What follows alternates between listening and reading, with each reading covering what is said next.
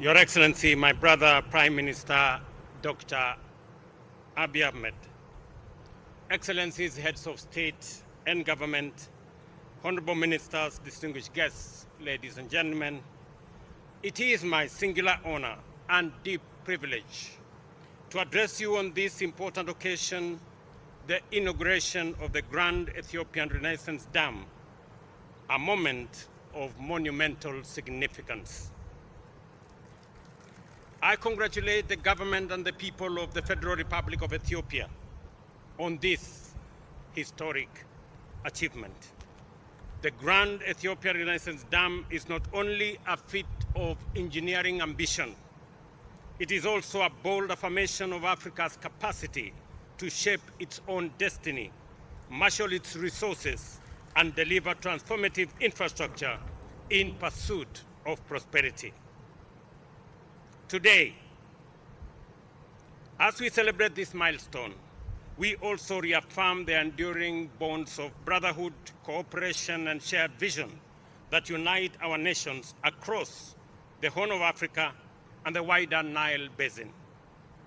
Kenya remains committed to working with Ethiopia, a key regional partner, as it takes this leap towards energy sufficiency and economic transformation. Your Excellencies, the Grand Ethiopian Renaissance Dam is not merely a national project. It is a Pan-African statement. It exemplifies the scale and ambition of African-led infrastructure and aligns with Africa Union's vision of continental energy connectivity. Despite Africa's vast renewable resources, the continent accounts for only 6% of global energy use, while nearly half of Africans, over 600 million people, still lack access to electricity, and close to 1 billion people also lack clean cooking solutions, with dire consequences for public health, education, and productivity. These deficits disproportionately affects women and children and hinder inclusive development. They drive up business costs, compromise hospitals and schools' operations, and constrain the life prospects of millions, particularly in rural and remote areas. Africa's energy demand is set to rise exponentially, driven by population growth and rapid urbanization. By 2030, 1 in every 5 people globally will live in our continent.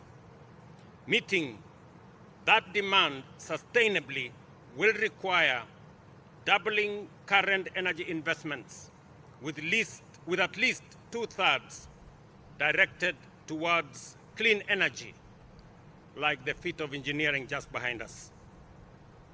Supported by multilateral cooperation and regional solidarity, the Grand Ethiopian Renaissance Dam provides a blueprint for scaling similar projects across Africa and bridging the continent's energy divide.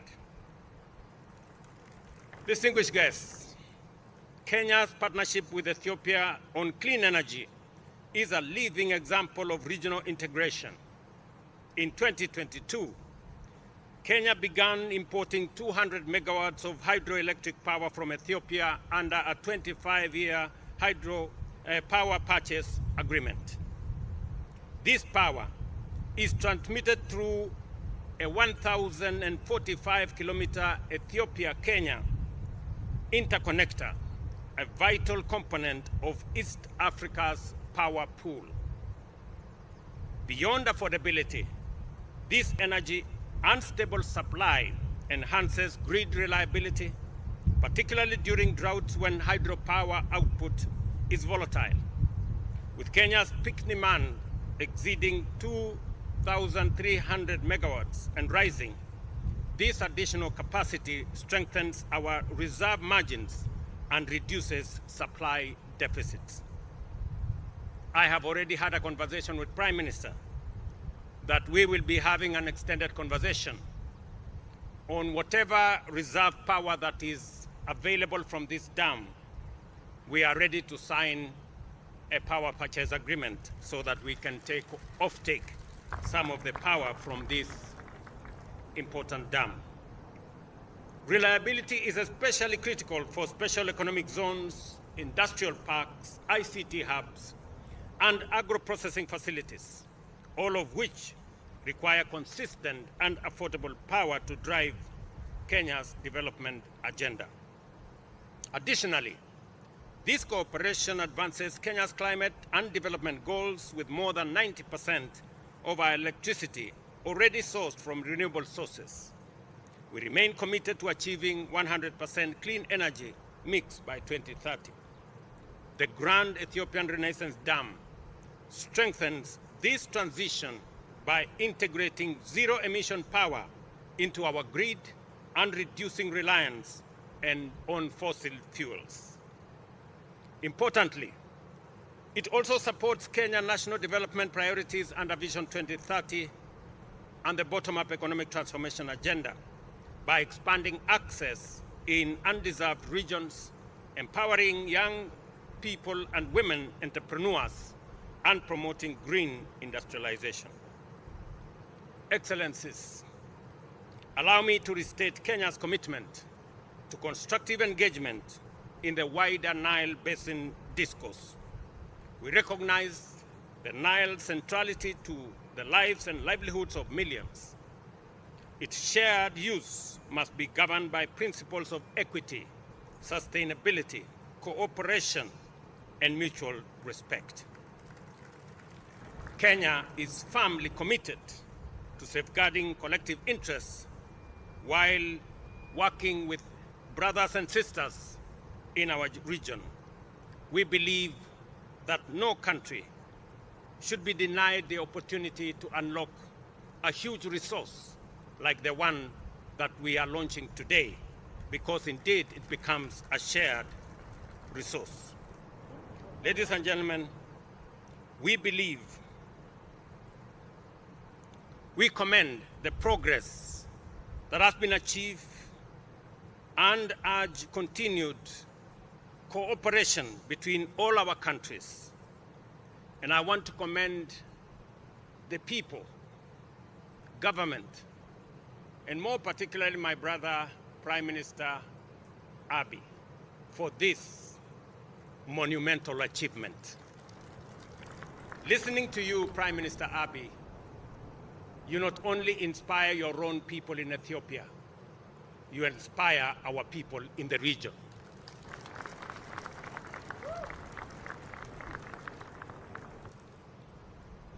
Knowing very well that the sweat and blood and energy and effort and resources that have been put in the development of this dam was as a result of locally mobilized resources, money raised by Ethiopians to build this monumental project, gives us confidence of the ability of us as a people to take charge and command our own development into the future. The fact that you have raised $5 billion without debt, without borrowing, without support from others, makes us believe that indeed Africa can take charge of its own destiny. I want to encourage you, Prime Minister Abiy, as my brother, continue to do what you're doing. You're doing the right thing. And if you are in doubt at any one moment, let me confirm to you, you are doing the right thing. Continue doing this, because our future is going to be dictated by what we do, the vision we carry, the hopes of our people that we turn into reality, as you are doing in this dam. Your brothers and sisters in Kenya I will give you an example. 2 years ago, we decided that we are going to get millions of our people. In fact, 7 million of Kenyans live in slums. And we decided that we are going to give dignity to our people, and we are going to build houses for them. I am happy that Ethiopia, in your vision, is going to build 1.5 million houses. We are also on that journey. Already, we have 700,000 housing units on the pipeline.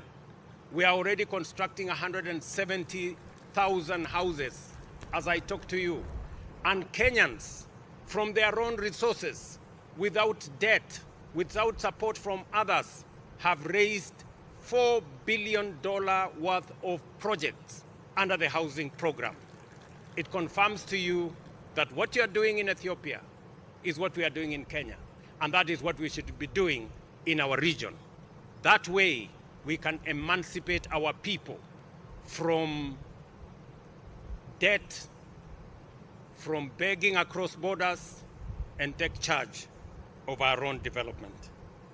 This moment must remind us that the path to peace and prosperity lies in working together, not division, in partnership, not rivalry, and in unity, not isolation. Together, we can transform our region, harness our shared resources, and shape a future of dignity and opportunity for all our people. I thank you. God bless Ethiopia, and God bless our region. Thank you very much. Thank you.